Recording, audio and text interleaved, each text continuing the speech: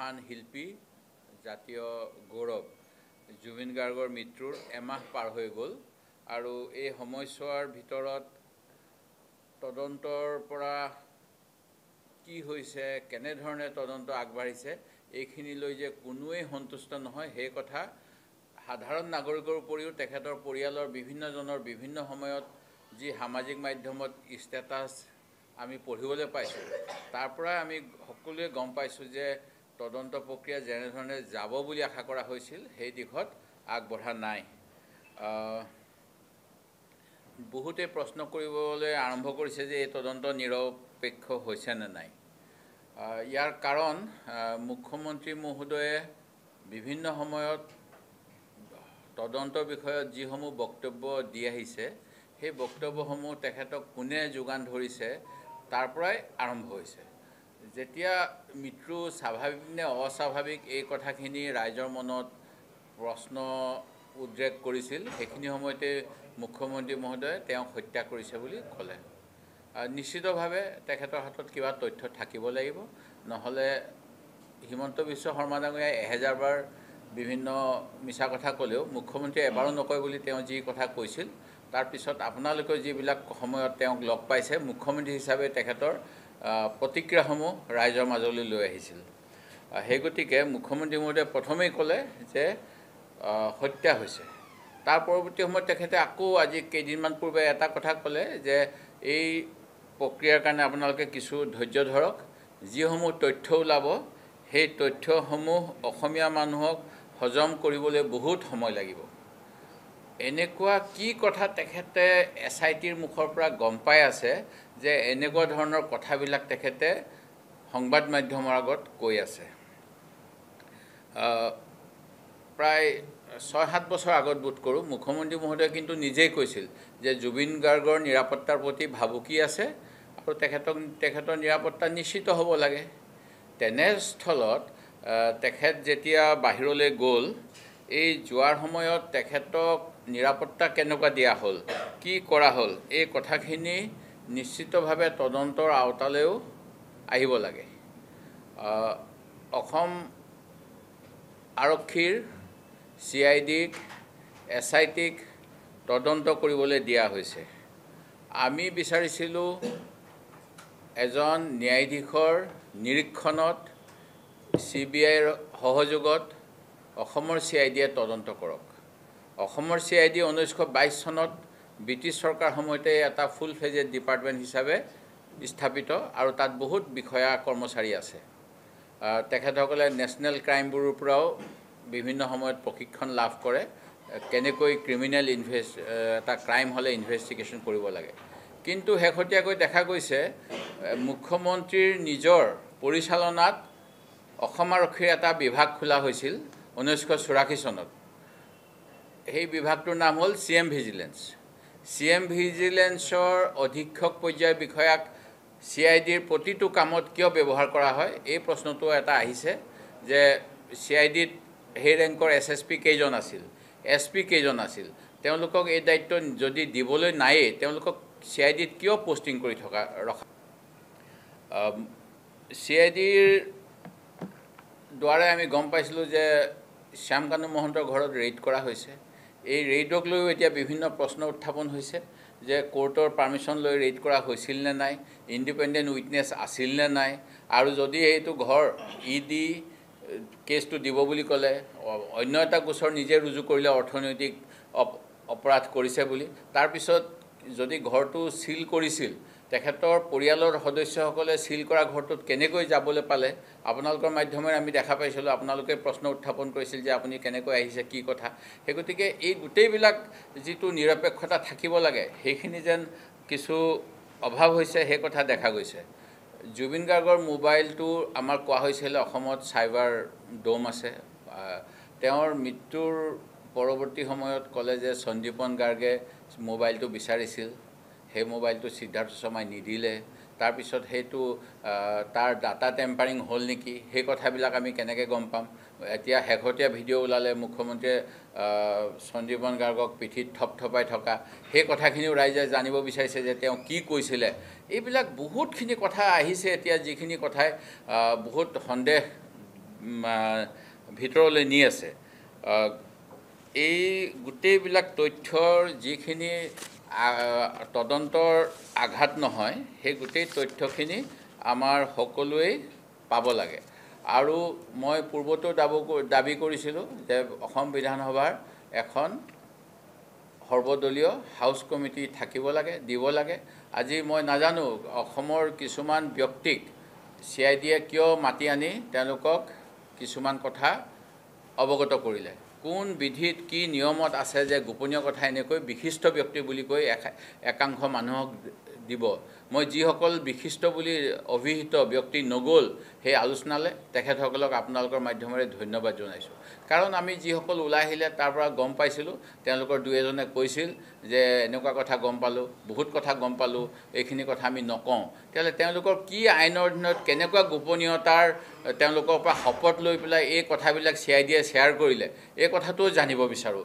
কাৰণ এনেকুৱাতো কোনো আইনত নাই যে অপৰাধৰ বিষয়ে কাৰোবাক আগতীয়া সম্ভেদ দিব বা অপৰাধীয়ে কি কৰিলে এই তদন্তৰ সম্ভেদ দিয়ে। এই গোটেইবিলাকে আমাক CIDৰ বৰ্তমানৰ যিখিনি তদন্ত হৈ আছে সেইখিনিৰ ওপৰত প্ৰশ্ন উত্থাপন কৰিবলৈ বাধ্য কৰিছে। মুখ্যমন্ত্ৰী মহোদয়ে নিজেই কৈছিল CIDয়ে অসমৰ বাহিৰত কৰিব নোৱাৰে। এতিয়া CID অসমৰ বাহিৰলৈ যাব পৰা হ'ল।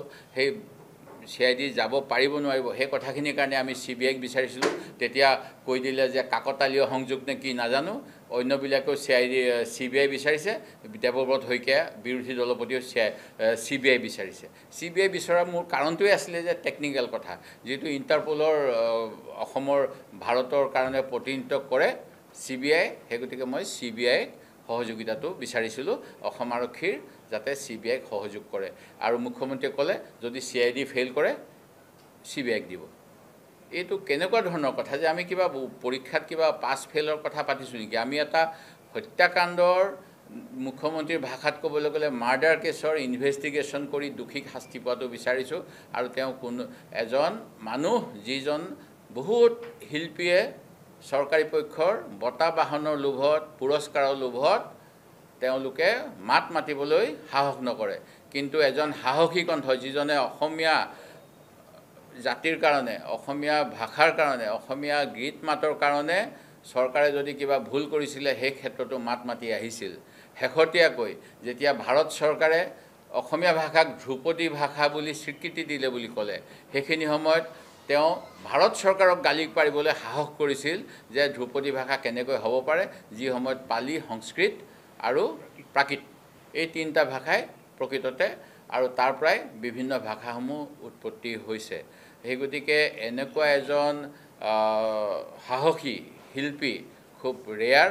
তেখেতৰ মৃত্যুত কি কি কথা থাকিব পাৰে, কাৰণ তেখেতে যিটো কোৱা হয় হেড অন লৈছিলে চৰকাৰৰ কিছুমান ভুল সিদ্ধান্ত, গছ কটাৰ ভুল সিদ্ধান্ত বুলি তেওঁ উল্লেখ কৰি আছিল। দীঘলী পুখুৰীত গছ কাটোতে তেওঁ গৈছিল। কাখন মই জীয়াই থকালৈকে নামানো বুলি কৈছিল, যিখনৰ যোগেদি বিদেশী আনিব বিচৰা হৈছে। আৰু এই গোটেইবিলাক কথাও যথেষ্ট নিশ্চিতভাৱে গুৰুত্বপূৰ্ণ। মই সেই গতিকে এই বিষয়ত মই আৰু মোৰ ফালৰ পৰা মই ছিংগাপুৰৰ high commissioner, president of India, justice Soumitra শইকীয়াৰ কমিশ্যন আৰু ছিংগাপুৰৰ প্ৰাইম মিনিষ্টাৰকো বিভিন্ন কথাখিনি আঙুলিয়াই দি পত্ৰ লিখিছোঁ। আৰু মই সেই গতিকে পুনৰবাৰ ক'ব বিচাৰোঁ যে আমাৰ এই যিটো অনুষ্ঠানলৈ গৈছিল, এই অনুষ্ঠানটো কিন্তু যিসকলক ধৰা হৈছে তেওঁলোক আছিলে on the basis of payment event organiser. ইভেণ্টটো কোনে অৰ্গেনাইজ কৰিছিলে? ইভেণ্টটো অৰ্গেনাইজ কৰিছিলে ভাৰত চৰকাৰৰ বৈদেশিক পৰিক্ৰমা মন্ত্ৰণালয়ে। ভাৰত চৰকাৰ ছিংগাপুৰ চৰকাৰৰ দ্বিপাক্ষিক মিত্ৰতাৰ 60 বছৰ উদযাপন কৰিবলৈ। সেই গতিকে ভাৰত চৰকাৰৰ বৈদেশিক পৰিক্ৰমা বিভাগ ইয়াত পোনপটীয়াকৈ জড়িত। তেখেতসকলে কেনেকুৱা ধৰণৰ সা সুবিধা এই চৰকাৰী প্ৰগ্ৰেমত যোৱা অতিথিসকলক দিব, সেই কথাৰ ক্ষেত্ৰত তেওঁলোকৰ কি প্ৰট'কল আছিল। তেওঁলোককতো মুখ্যমন্ত্ৰীয়ে কৈছিল যে 11জন নে কিমান 16জন জাহাজত যোৱা মানুহক আমি নটিচ দিছোঁ। এই ছিংগাপুৰ হাই কমিশ্যনৰ বিষয়াসকলক কিয় নটিচ দিয়া হোৱা নাই? তেখেতসকলেতো এই এৰেঞ্জমেণ্টটোত যিজন মহন্ত ট্ৰেণ্ড MMS নে কিবা এটা, তেওঁলোকৰ লগততো কথা পাতিছে। তেওঁলোকৰ অনুষ্ঠানটো তাত উদযাপন কৰিবলৈ গৈছে। তেওঁলোকে আমাৰ যিজন গোটেই বিশ্বত এতিয়া তেওঁ নিজে ক'ব দৰে যে অসমক 3টা কামৰ কাৰণে চিনি পায়, গড়, জুবিন গাৰ্গ আৰু চাহপাত। সেই গতিকে এনেকুৱা আমাৰ যিজনক আমি বিদেশলৈ পঠালোঁ, তেখেতৰ নিৰাপত্তাৰ ক্ষেত্ৰত, তেখেতৰ ক্ষেত্ৰত এজন এস্কৰ্ট অথবা প্ৰট'কল অফিচাৰ দিয়া হৈছিল নে নাই, এইবিলাক গাফিলতি কাৰ, এই গোটেই কথাবিলাক জানিবলৈ অসমৰ সাধাৰণ জনগণৰ, যিসকলে আজি এমাহে মুখ্যমন্ত্ৰীয়ে কৈছে মই জুবিন গাৰ্গৰ কাৰণে নহয়, ছ'চিয়েল মিডিয়া আৰু কিবা সাংবাদিক নে কাৰ কাৰণে তেওঁ 28 দিন শুব পৰা নাই, কিন্তু জুবিন অনুৰাগীসকলে জুবিনৰ কেনেকৈ মৃত্যু হ'ল সেই তদন্ত কিয় ভালকৈ হোৱা নাই, তেওঁক কিয় আমি অকালতে হেৰুৱালোঁ, সেই কথাটো ভাবি শুব পৰা নাই, মই যিটো গম পাইছোঁ। সেই গতিকে এইখিনি কথা আৰু ভাল ধৰণে তদন্ত হ'ব লাগিব।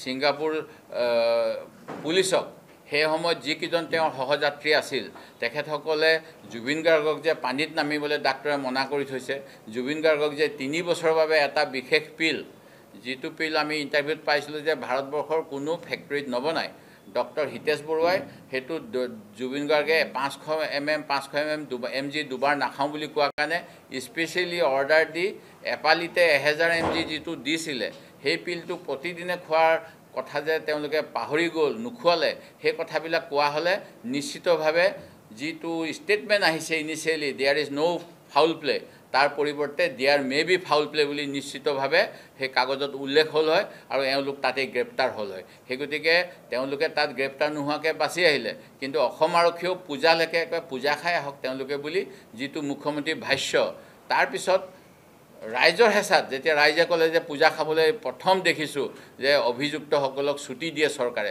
তাৰপিছত তেওঁলোকক ধৰাৰ ব্যৱস্থা কৰিলে আৰু কাকতালীয়ভাৱে একেদিনাই দুইজনক, এজনক গুৰগাঁৱত ধৰিলে, এজনক দিল্লী এয়াৰপৰ্টত ধৰিলে। সেই ক্ষেত্ৰতো তেওঁলোকে আইনী সুৰুঙাৰে বাচি যাব নেকি, সেই কথা নিশ্চিতভাৱে মনলৈ আহে, যিহেতু আমাৰ আইনত আছে যে ট্ৰেনজিট ৰিমেণ্ড ল'ব লাগে। বাহিৰৰ জেগাত যদি কাৰোবাক গ্ৰেপ্তাৰ কৰা হয়, নিয়েৰেষ্ট মেজিষ্ট্ৰেটৰ ওচৰলৈ গৈ যিখন ৰাজ্যৰ আৰক্ষীয়ে তেওঁলোকক ধৰিছে, তেওঁ সেই অন্যখন ৰাজ্যৰ মেজিষ্ট্ৰেটৰ পৰা পাৰ্মিশ্যন ল'ব লাগে, মই অসমলৈ তেওঁলোকক লৈ যাম বুলি। সেই কামখিনি কৰা হ'লনে, আইনী সুৰুঙা ৰাখি দিয়া হ'ল কাৰোবাক বচাবলৈ, সেই প্ৰশ্নও আমি আজি জানিব বিচাৰোঁ। ঠিক তেনেকৈ অন্য এটা ডাঙৰ কথা হ'ল যে 23 তাৰিখে আমি যেতিয়া জুবিন গাৰ্গৰ পাৰ্থিৱ শৰীৰ আমি সংস্কাৰ কৰিলোঁ, তাৰপিছত অসম চৰকাৰৰ ফালৰ পৰা ঘোষণা কৰিলে যে অসমৰ শিক্ষামন্ত্ৰী ডাঙৰীয়াই ব্যৱস্থা ল'ব আৰু বিমল বৰা ডাঙৰীয়াৰ নেতৃত্বাধীন মন্ত্ৰী সাংস্কৃতিক বিভাগে জুবিন দেহৰ চিতাভস্ম অসমৰ বিভিন্ন স্থানলৈ এটা ৱেবছাইটৰ যোগেদি দিয়াৰ ব্যৱস্থা কৰিব আৰু ইয়াৰ বাবে অনলাইন আবেদন কৰিলেই হ'ল। সেই ৰণোজ পেগু ডাঙৰীয়াই 23 তাৰিখৰ দিনাই ঘোষণা কৰিছিল। সেই ৱেবছাইটটো ক'ত, কিমানে এপ্লাই কৰিলে, কিমানক দিয়া হ'ল, আৰু যিসকলে এপ্লাই কৰিলে, মোৰ নাজিৰাত জুবিন ফেন ক্লাবে এপ্লাই কৰিছিলে, মই তেওঁলোকক সুধিলোঁ চিতাভস্ম আনিব পাৰিলানে নাই, তেওঁলোকৰ যিজন তাৰ স্থানীয় জুবিন ফেন ক্লাবৰ মেনেজমেণ্ট সভাপতি অথবা সম্পাদক, তেওঁ ক'লে নহয় চিতাভস্ম আনিবলৈ দিয়া হোৱা নাই, চিতাভস্মখিনি চৰকাৰে বোলে নিদিয়ে, তাৰ পৰিৱৰ্তে তেওঁলোকে সেই 10 বিঘা মাটিৰ কিছু মাটি লৈ গৈছে প্ৰতীকী হিচাপে এটা কলহত ভৰাই। আমি সেইখিনি যোৱা 19 তাৰিখে নাজিৰাৰ দিখৌ নৈত আমি নৈত প্ৰৱাহ কৰিলোঁ, কিন্তু এই কথাটো তেওঁৰ অস্থিখিনি লৈও কিয় চৰকাৰে লুকাভাকু খেলিছে আৰু কি কাৰণত আমি জানো যে বহুত মানুহে, হিন্দু ধৰ্মৰ মানুহে তেওঁলোকৰ পৰিয়ালৰ অস্থি বছৰ ধৰি ৰাখি থয়, যেতিয়া তেওঁলোকৰ নিজৰ আৰ্জিত পুঁজি ভ্ৰমণৰ বাবে গোট খাব, তেতিয়া তেওঁলোকে হয় হৰিদ্বাৰ, নহয় কেদাৰনাথ, নহয় বুধগয়াত দি পেলাই বিসৰ্জন দিবলৈ যায়। ধনী মানুহৰ নিচিনাকৈ স্পেচিয়েল ফ্লাইটত একেদিনাই দিবলৈ নাযায়। তেনেস্থলত সেইখিনি যদি সংৰক্ষণ কৰিছিলে, কিয় অসমৰ জনগণক জুবিন ফেন ক্লাব আৰু অন্যান্য অনুৰাগীসকলক দিয়া নহ'ল, সেই প্ৰশ্নটোৰ উত্তৰ আমাক চৰকাৰৰ ফালৰ পৰা জৰুৰীভাৱে দিব লাগে। দ্বিতীয়তে আৰু মই যেহেতু আপোনালোকক হাই কমিশনৰ কথা ক'লোঁ, এই ক্ষেত্ৰত মই আচৰিত হওঁ যে জুবিন গাৰ্গৰ সহযোগী, জুবিন গাৰ্গৰ ব্যৱস্থাপক, যিজন আমাৰ অসমৰ ৰাজ্যসভাক প্ৰতিনিধিত্ব কৰি বৰ্তমান ভাৰত চৰকাৰৰ বৈদেশিক ৰাজ্যিক মন্ত্ৰী হৈছে, তেখেতে এই সময়ছোৱাত কি কৰিলে সেই কথাখিনিও স্পষ্ট হ'ব লাগে। আজি ভাৰত চৰকাৰৰ এটা প্ৰগ্ৰামত যোৱাৰ পিছত, ভাৰত চৰকাৰৰ বৈদেশিক বিভাগৰ প্ৰগ্ৰামত যোৱাৰ পিছত বৈদেশিক মন্ত্ৰী এছ জয়শংকৰ ডাঙৰীয়াই আজিলৈকে কিয় অসমলৈ নাহিলে? তেওঁৰ এটা চৰকাৰী প্ৰগ্ৰামত গৈছে আৰু অনিচ্ছা স্বত্বেও গৈছে বুলি কৈছে। মই নাজানো কোনে হেঁচা দিলে, কাৰণ বিভিন্ন তেওঁৰ অনুৰাগী বা তেওঁৰ সহকৰ্মীসকলে কৈছে যে মোৰ চিনেমাৰ কাম আছে, মোৰ ৰেকৰ্ডিং কৰিব আছে, সেই এনেকুৱা ধৰণৰ কিছু অজুহাত লৈ জুবিন গাৰ্গ ডাঙৰীয়াই যাব বিচৰা নাছিলে আৰু কিছুমান মানুহে তেওঁক হেঁচা দি আছিলে। সেই হেঁচা দিয়াসকলৰ ভিতৰত এই চৰকাৰী প্ৰগ্ৰামত যাবলৈ চৰকাৰী মন্ত্ৰীজনো আছিল নেকি, সেই প্ৰশ্নও আমাৰ মনলৈ আহিছে। আৰু কিয় তেখেতে এতিয়ালৈকে কেন্দ্ৰীয় বৈদেশিক মন্ত্ৰী ইয়াত উপস্থিত নহ'ল, আদ্য শ্ৰাদ্ধৰ সময়ত নহ'ল, 13 দিনত নহ'ল, মই এই গোটেইবিলাক প্ৰশ্ন বিচাৰোঁ। আমি ইয়াতে ৰাজনীতি কৰাৰ কথা নাহে, ৰাজনীতি কোনে কৰিছে অসমৰ ৰাইজে নিশ্চিতভাৱে গম পাব। মই তেওঁলোকৰ মনৰ প্ৰশ্নখিনিহে আপোনালোকৰ যোগেৰে জবাবদিহি কৰিব বিচাৰিছোঁ। আৰু জুবিন গাৰ্গ ডাঙৰীয়াৰ এই অপমৃত্যুৰ বাবে, যিহেতু তেওঁ কেন্দ্ৰীয় চৰকাৰৰ প্ৰগ্ৰামত গৈছিল, পবিত্ৰ মাৰ্ঘেৰিটা ডাঙৰীয়াই নিশ্চিতভাৱে জানিছিল তেওঁক দৰৱ খুৱাব লাগে, তেওঁক সাগৰৰ পানীত বা যিকোনো পানীৰ ওচৰত যাব নালাগে।